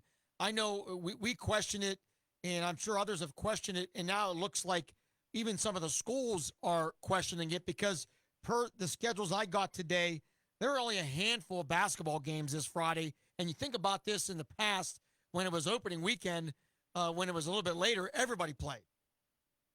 Oh, yeah. I mean, you played that first Friday, Saturday. Whether you were in a tip-off or not, you found a game to play either on Friday or Saturday. And it seems like most tip-off tournaments, if you can call them tip-off, are next weekend, December 6th and 7th. So it was funny. I remember when this first came out, I had a coach text me complaining about it. I go, well, you don't have to play. That's just because it's the first day doesn't mean you have to play that day. So I think some people are saying we're not going to go up against Thanksgiving and have a tip-off tournament. That's crazy. You're not going to go up against Black Friday. So I think most are playing next weekend. The other thing I noticed too is there's so many tournaments going on because of the smaller regions. I think Prep and McDowell are playing 10 to 12 tournament games in December to try to find a full 22-game schedule. So there's a lot of tournaments going on. A lot of these teams go to Orlando for the KSA tournament now in December. There's also holiday tournaments in December. December is kind of a weird month when it comes to high school basketball. There's not really too many region games, but a lot of tournament games. Then you get a week off. Then you get into tournament region play in January. So it's kind of an odd month overall for high school basketball. Yeah, it's interesting to say the least. Some high expectations again here in District 10 for the winter sports season. We'll talk more about that in the upcoming weeks. Tom, we appreciate your time as always. We're thankful for you and all you do for District 10. Have a great Thanksgiving. We look forward to chatting with you next Monday. You too, Bob. Very thankful for what you guys do. It's a really great service, and talk to you next week. The tire experts at Flynn's Tire and Auto Service make it easy to choose your next set of tires. Whether you're looking for great traction, a quiet ride, or just the lowest price, our experts will match you with the perfect tire to fit your needs, guaranteed. Flynn's Tire has amazing deals on premium Yokohama tires. Buy 4 select Yokohama tires and get $100 off. And remember, Flynn's entire price includes free installation and lifetime rotations. So when you need tires, just drive in. Flynn's will get you in today. And tell them Finney sent you. Join hundreds of runners and walkers on Thursday, November 28th to participate in the 37th Annual Gobble Wobble. Thanksgiving morning 5K tradition brings together friends, families, and well-behaved dogs to enjoy a little exercise, fresh air, and friendly competition beginning at 9:30 in Beale Park. Registration is just $10 if you sign up before midnight on November 26th. This year's main event sponsors are Joy Baking Group and the Shenango Valley Foundation. All proceeds benefit the mission of Shenango River Watchers. For more information, visit ShenangoRiverWatchers.org. If you're living with dry age-related macular degeneration or dry AMD, you may be at risk for developing geographic atrophy or GA.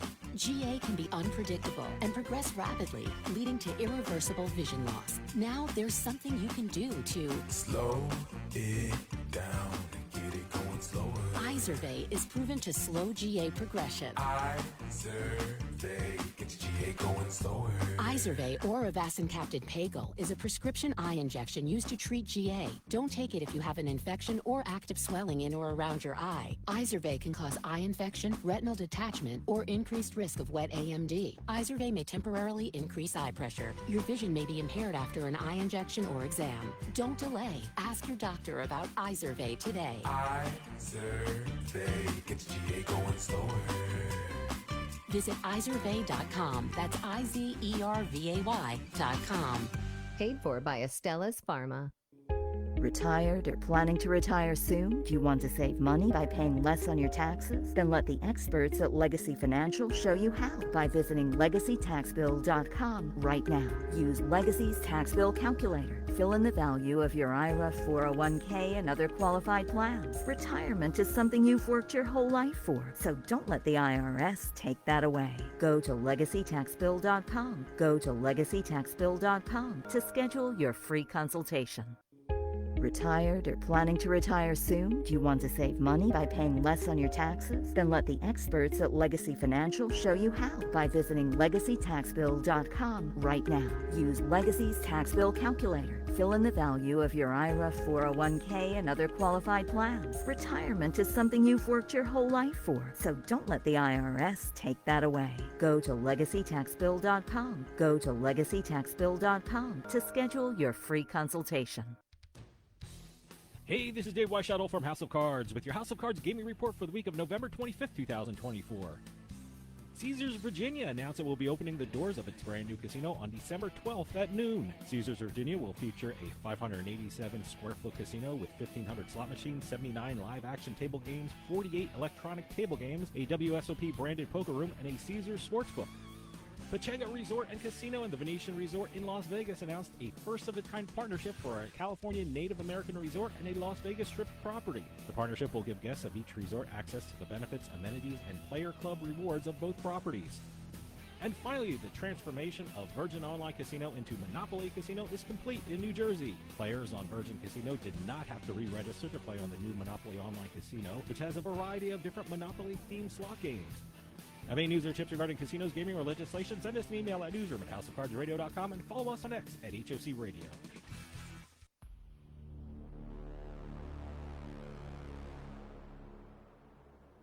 It's the Pick Sports Line, presented by Flynn's Tire and Auto Service. Need tires right now? Drive through the new speed lane at Flynn's Tire and Hermitage to get your new tires installed fast. Just drive in, and we'll get you in at Flynn's. And tell them Flinny sent you. And we are back. Final segment here tonight. Want to remind you we have Monday Night Football as a very good game tonight. The Ravens and the Chargers in L.A. A battle of teams with great records. No doubt a game of interest for Steeler fans. So that'll be on at 7:30. We have a caller. Let's go to the phone lines. Hi, you're on the Pick Sports Line. Good evening. Just to retouch on that Steeler game this past Thursday. Yeah, go ahead. There we go.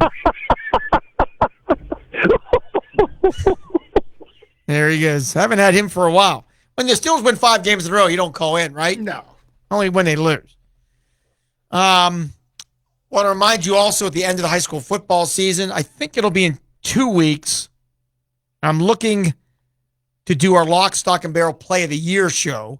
So we will count down the top 10 high school football plays and then reveal the play of the year. That'll be in a couple weeks, so stay tuned for that.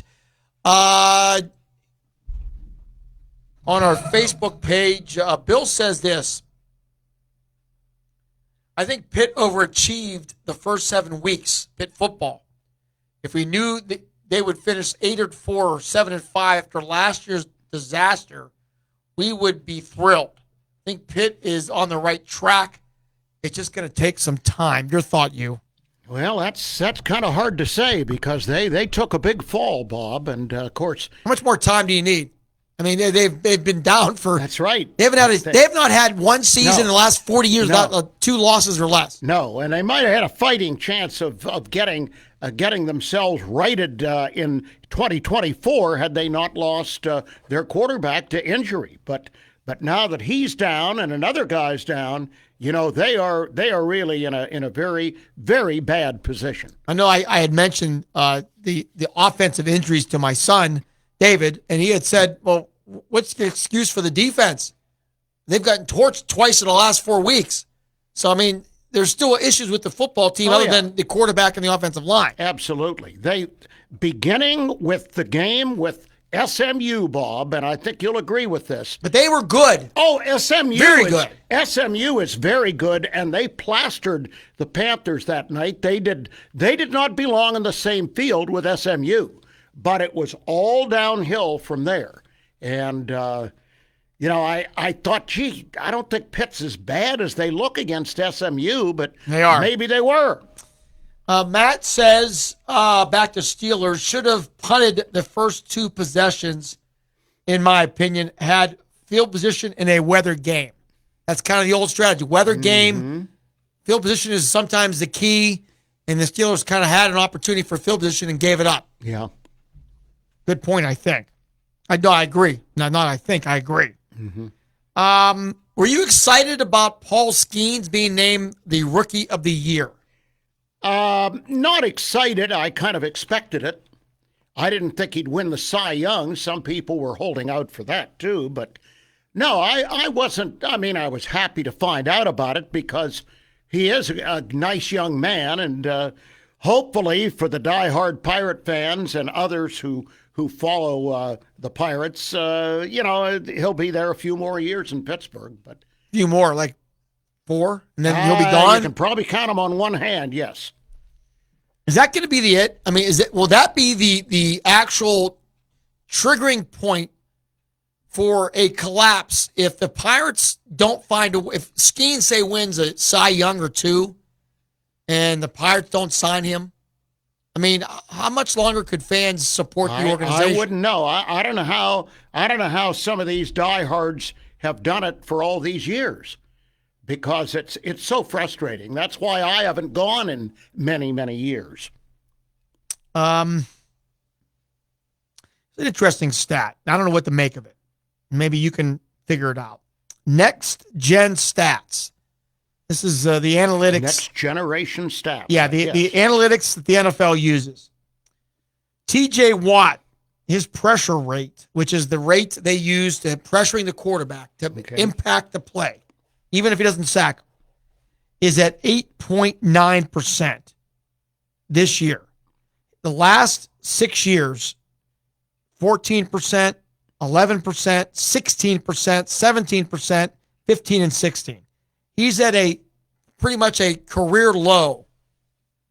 What do you make of that? I don't know. Is that a concern? Is he getting too old? Is he? I don't think so. He just turned 30. I mean, what do you? I mean, obviously that's kind of a little bit of a red flag to me. I'm not sure if it's because teams are doing all they can to take him out of games. That they're game planning as thoroughly as they can. Are they holding him like the Browns did the entire game? Well, I don't know, but there's a lot of game planning that goes into it, and the Steelers have good men on the other side of the field too. What do you make of Myles Garrett coming out publicly saying that T.J. Watt dissing the NFL award show last year when he was named Player of the Year was that T.J. Watt should have apologized to him for that? What's your take on that? T.J. Watt owes nothing to Myles Garrett. Myles Garrett ought to keep his big mouth shut. He's been playing for a losing team for years. Granted, he has been the best player on a losing team for years, but what has he done? What has his team done? Keep your mouth shut, play football, and collect your paycheck. Can you imagine? Think about this, you. Can you imagine after a game if the Steelers won a game and they went to 3-8? 3-8. Yeah. And say George Pickens said after a huge game that they won, said, you know what, I may be the best receiver in the league. Can you, I mean, this is what Myles Garrett did after the game. You knew that Myles was stoked for I don't get it. Whatever. And Browns fans are just, they love it. They think it's... They probably, the only thing they have to root for is Myles Garrett. But it makes no sense to me. It's a losing franchise. Yeah. And for me, even in a win, and he played his best game, and he's talking about himself, that's beyond me at this point. Mm-hmm. I can't even fathom that. And Steeler fans would be beside themselves. Oh, yeah. I agree. And I mean, that's something Antonio Brown would have done. Yeah. It's disgusting. It really is. And I just don't get it. But. Well, you know he's going to do it. He's been doing it all along. He tried to half kill one of our quarterbacks. Or maybe I should say he tried to maim one of our quarterbacks. That's probably a more accurate way to put it. And from that point, I've looked at him differently. Yeah. I mean, that was one of the more egregious plays in the history of the league. Yes, it was. And as far as I'm concerned, I can view him as nothing but an undesirable after that escapade that he had that night. A great player, no question about it. Oh, no doubt. No doubt. Did you watch any of the games yesterday? The unbelievable games? I did not get to see with the Pitt game on. I did not get to see the second game, but I saw most of the first games. There were a few interesting developments. The end of the Cowboys. I did not see that. One of the greatest fourth quarters in the history of the game. Mm-hmm. They were in that game, Hugh. There were 41 points scored in the fourth quarter. There were 7 scores in the last 8 minutes. 7 different scores. And the Cowboys won. Cowboys won. And this was after it was 27-20 with 20 seconds to go. The Commanders at their own 19, with 20 seconds to go, threw an 81-yard touchdown pass to McLaren to cut it to 1. Mm-hmm. Then they missed the extra point. Missed the extra point. Oh boy. It was unbelievable. The Cowboys aren't going to the playoffs anyway. No, they're 4-7. Yeah. But you will see the Cowboys in the prime slot on Thursday. 4:30 against the Giants. Oh, jeez. Who don't have a quarterback. By the way, speaking of missing players, you talk about the big game with the Rams and the Baltimore Ravens tonight. Roquan Smith, the star inside linebacker for the Ravens, will not play. Oh, that helps. That's interesting. Yep. Yeah, it's a big game tonight because the Steelers, with the Ravens loss, the Steelers go back up to having a 2-game lead in the loss column. Yeah. So it gives them a little breathing room. Oh, it does. It gives us something to root for, that's for sure. So we'll find out. Thanksgiving Thursday. Here are the games. Let me know if you're going to watch any of these. First game, 12:30. Bears and the Lions. Best team in the league. That's probably when I'll be eating my turkey. So maybe you'll have it on, but not be. Right. I'm interested in that game because the Lions are a great team and the Bears have a great young quarterback. Lions It'll be fun. are outstanding. 4:30 game, Giants, Cowboys, I'll be napping. Oh, my heavens. Giants and Cowboys. Can't stand the Cowboys, and the Giants are a waste of time. Now, the Thursday night game is now interesting to me because it's the Packers and the Dolphins. Well, the Dolphins are coming on. Yes. The Packers are coming on, too. So that's a battle for playoff time. That's a battle for your playoff life, I would say. How about this Sunday, Hugh? Steelers, Bengals at 1. Yeah. Steelers win, because if they lose, I won't watch. But if they win, the 4:30 game, Eagles and the Ravens. Yeah. Go Eagles. So there you go. And that's going to do it here for the Pick Sports Line. Thanksgiving on Thursday. We are thankful for Flynn's Tires. We're thankful for doing this program for so many years. Thankful for all our listeners and viewers. We appreciate that. Appreciate you being back here after a little bit of a health issue. Bob for all he does for the show. And we look forward to being back next Monday. You have a great Thanksgiving. Okay, Bob. Thanks. You too. Have a great Thanksgiving, everybody. We'll talk to you next Monday. You're listening to News Talk 790 WPIC Sharon, Hermitage, and Sports Radio 96.7 WLLF Mercer, Hermitage, a Cumulus station. This is a Radio PA news update. Authorities investigating after more than 2 tons of steel were stolen in